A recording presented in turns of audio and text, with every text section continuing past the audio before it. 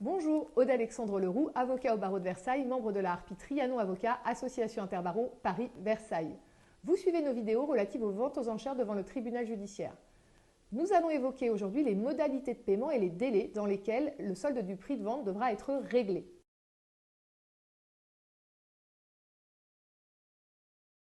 Attention, ce que je vous indique aujourd'hui ne concerne que les biens vendus sur saisie immobilière et sur licitation. Dans le cadre de ces ventes, le paiement du prix de vente doit intervenir dans un délai de 2 mois qui court à compter de la date où la vente est devenue définitive. L'acheteur en matière de vente aux enchères immobilières est appelé adjudicataire. Bien que l'adjudicataire soit considéré comme propriétaire dès l'extinction du chronomètre d'1 minute 30 suivant sa dernière enchère, la vente n'est pas encore définitive. Une surenchère peut encore intervenir. Il s'agit d'une procédure qui permet à tout intéressé d'offrir de payer le bien vendu à un prix supérieur au prix de vente obtenu avec un minimum de 10%. Elle doit être formée dans un délai de 10 jours suivant la date de l'audience d'adjudication. Le délai de 2 mois pour payer le prix commence à courir à compter de l'expiration de ce délai de 10 jours.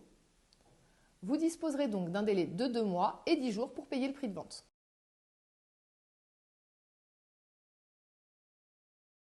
Au-delà, le prix peut toujours être payé, mais vous serez redevable d'intérêts sur le prix qui court au taux légal.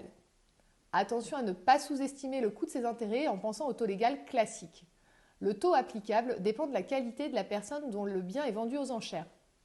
S'il s'agit d'un particulier, le taux applicable sera celui des personnes physiques, actuellement 3,14%. Dans tous les cas, le taux d'intérêt sera également majoré de 5 points à l'expiration d'un délai de 4 mois suivant la date de l'audience de vente. Ces intérêts seront dus jusqu'au paiement intégral du prix.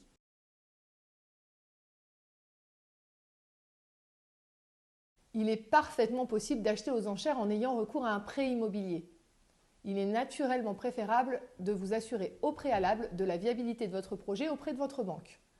Il est recommandé de souscrire un prêt avec caution bancaire plutôt qu'une hypothèque dont l'inscription risque de retarder inutilement le déblocage de votre prêt.